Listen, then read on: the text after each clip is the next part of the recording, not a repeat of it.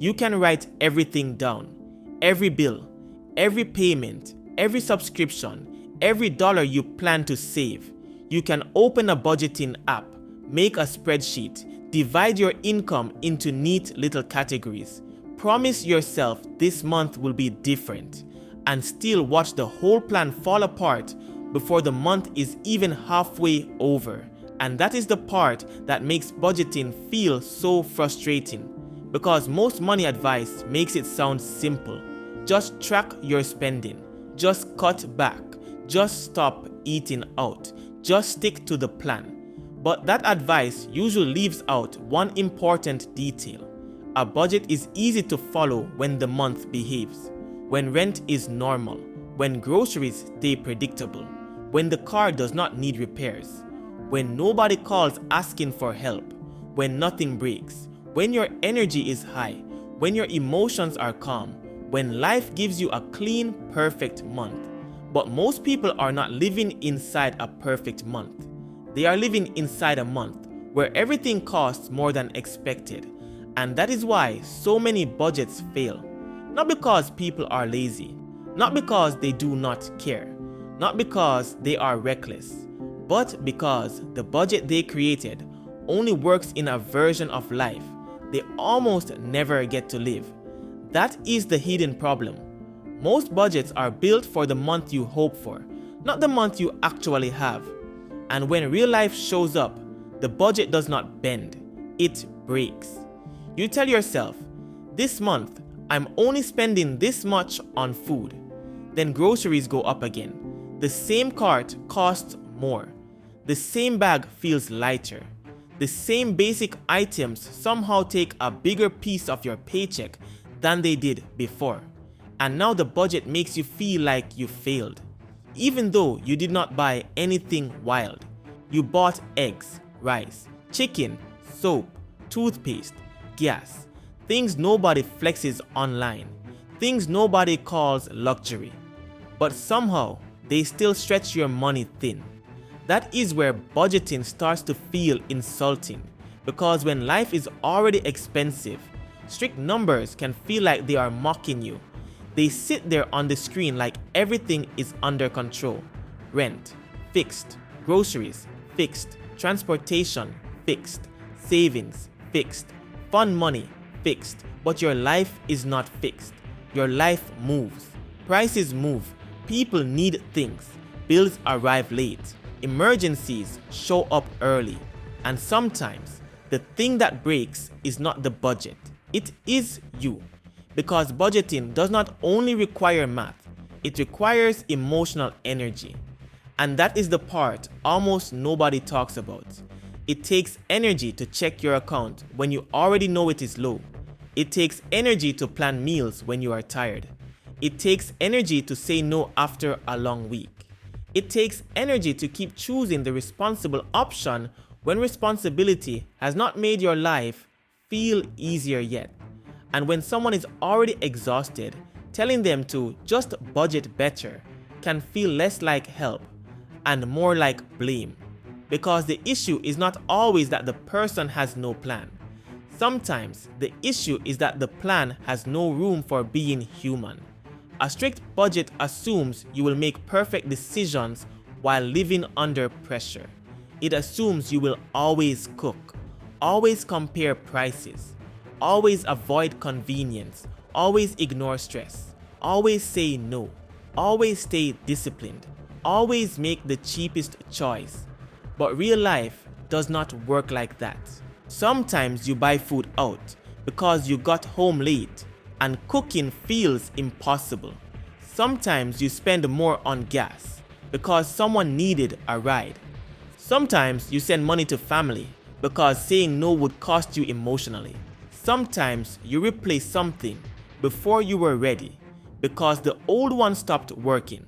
Sometimes you spend a little just to feel like life is not only bills, work, and survival. And that is where the budget starts to collapse. Not all at once, quietly, one adjustment at a time. $20 over here, $40 over there. A grocery trip that was supposed to be $80 but became $120. A bill that was supposed to come next week but came today.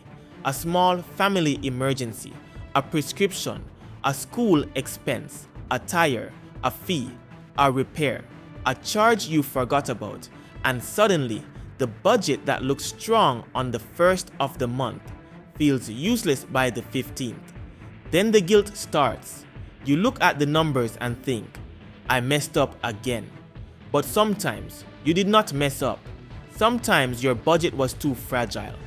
That is the reframe. A budget is not successful because it looks clean. A budget is successful because it survives contact with real life. And most budgets are not built to survive. They are built to look good. They make you feel productive for a few hours. You organize everything. You feel in control. You see the plan. You imagine the savings. You imagine finally getting ahead. But the moment life gets messy, the budget has no shock absorbers, no cushion, no flexible space, no room for the fact that normal life now comes with abnormal prices. And when a budget has no room for reality, every surprise feels like failure. That is why the first step is not making the budget stricter. It is making the budget more honest. Because a budget that depends on everything going right is not a budget. It is a wish. And most people do not need a perfect budget. They need a budget that can take a hit and still keep standing. That means you have to stop building your plan around your lowest possible expenses. A lot of people do this without realizing it. They look at the cheapest month they can imagine and build around that. They say, I can spend only this much on groceries, but that number only works if prices stay low. Meals are planned perfectly, nothing runs out, nobody visits, and no week gets chaotic. They say, I can save this much every month, but that number only works if there are no surprise bills, no family obligations, no repairs, no emotional spending, no missed overtime, and no unexpected needs. So the budget looks powerful, but only because it is ignoring reality. A real budget should not ask, what is the least I could possibly spend if everything goes perfectly? A real budget should ask, what does my life usually cost when things get a little messy? That one question changes everything, because now you are not budgeting for fantasy, you are budgeting for patterns. If groceries are always higher than expected, stop treating that as a surprise. If family help happens every month, stop pretending it is random. If something breaks every few weeks, stop acting like repairs are unusual. If you spend more when you are exhausted, stop acting like emotions do not affect money. The goal is not to judge yourself. The goal is to stop being caught off guard by the same things over and over again. Because what keeps people financially stuck is not always one giant mistake. Sometimes it is the repeated shock of predictable problems. The grocery bill shocks you again. The car bill shocks you again. A family request shocks you again. A random expense shocks you again. But after a while, if something keeps happening, it is no longer random. It is part of the real budget. And once you admit that, you can finally build around it. This is where budgeting becomes less about control and more about protection. A fragile budget tries to control every dollar perfectly. A real-life budget protects you from the fact that life will not cooperate. So instead of creating a budget with only fixed categories, you need flexible categories. Not because you are careless, because life is variable. You need a grocery number that reflects what food actually costs now, not what it used to cost 3 years ago. You need a family support category if family support is part of your life, even if the amount is small, even if it changes, because giving that money a place is better than letting it attack the rest of the budget every time it happens. You need a surprise bill fund, not a full emergency fund yet, not some huge perfect number, just a small monthly space for the things that always seem to appear: a repair, a fee, a prescription, a replacement, a last-minute obligation. That category matters because it stops every inconvenience from becoming a financial crisis, and you need an emotional spending buffer. This one matters more than people admit, because if your budget gives you zero room to breathe, you will eventually break it just to feel human again. That is not weakness, that is pressure. When every dollar is assigned to survival, any small purchase can feel like rebellion. A coffee, a meal out, a small order, a quick treat, something that says, I'm still allowed to enjoy something. And if your budget has no room for that, you will either overspend in silence or feel guilty for being human. Neither one helps. A real budget does not pretend emotions disappear. It plans for them before they take over. That does not mean spending recklessly. It means giving yourself a controlled amount of freedom, so you do not keep escaping the budget completely. Because the goal is not to create a budget that punishes you. The goal is to create a budget you can actually come back to. That is the difference. A bad budget only works when you are motivated. A good budget still works when you are tired. A bad budget makes one mistake feel like the whole month is ruined. A good budget lets you adjust without giving up. A bad budget makes you feel like the problem. A good budget helps you see the pressure clearly. And this is important because when life is already expensive, shame is expensive too. Shame makes people avoid their bank account. Shame makes people stop tracking. Shame makes people say, I already messed up, so what is the point? Shame turns one bad week into a bad month. Then one bad month becomes a pattern. And eventually, budgeting becomes something you only do when you feel hopeful, instead of something that helps you when life feels heavy. That is why your budget needs a reset rule. Not just a spending rule, a reset rule. Something simple like, if I go over in one category, I do not quit the whole month. I adjust the next decision. That sounds small, but it matters because most people do not fail because they overspend once. They fail because overspending once makes them emotionally abandon the plan.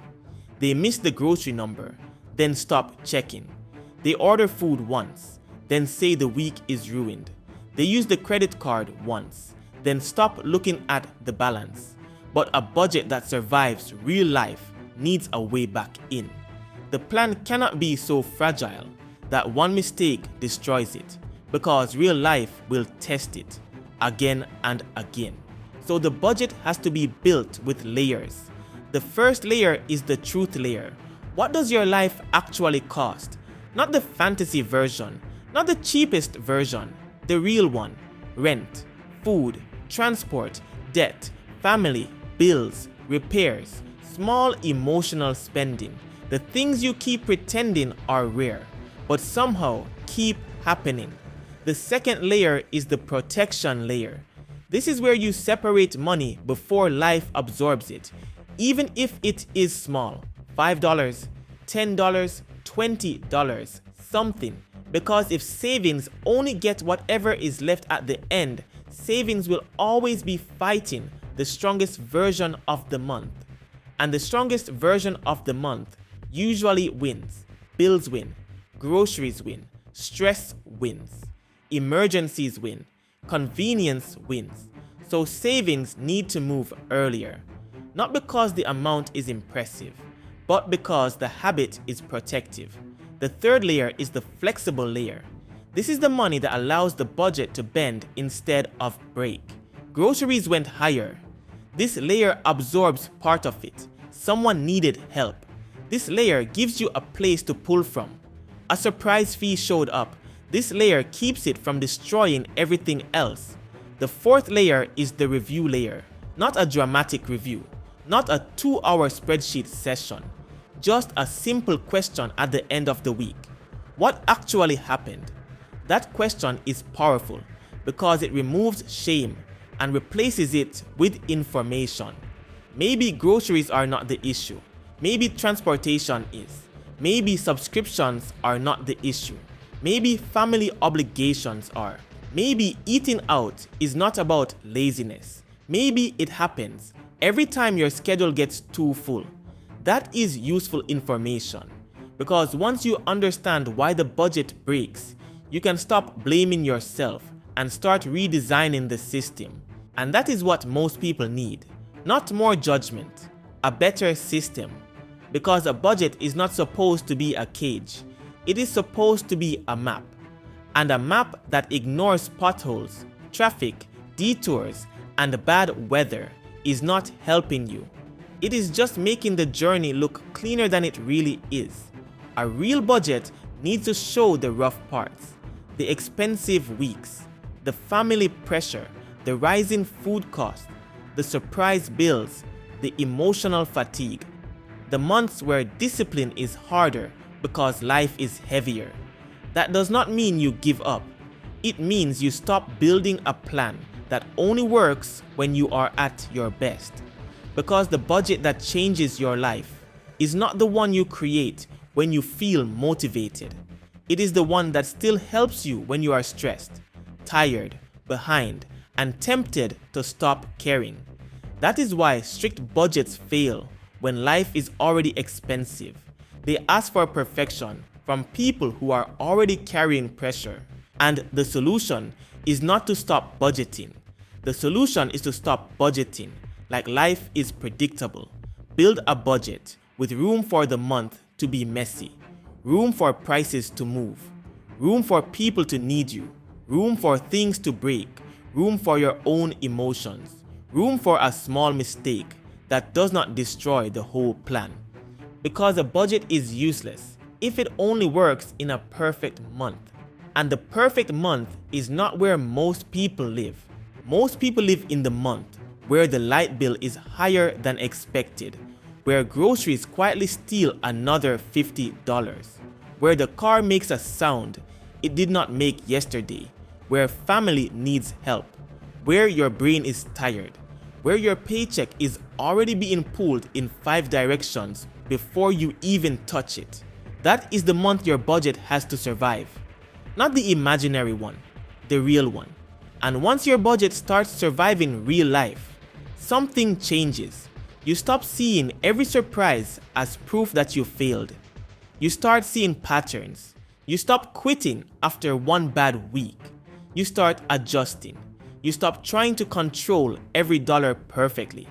You start protecting the dollars that matter most. And slowly, the budget stops feeling like punishment. It becomes a way to breathe. Not because life suddenly gets cheap, but because your money finally has a plan that understands the pressure it is under. That is the real goal. Not a perfect spreadsheet, not a perfect month, not a perfect version of you. The goal is to build a money system that can survive the life you actually have, while still making room for the life you are trying to build. Because getting ahead does not start when everything becomes easy. It starts when your plan stops falling apart every time life gets real. And if this made you look at budgeting differently, subscribe to Fiscal Sense. Because the goal is not to control every dollar perfectly. The goal is to stop being financially easy to break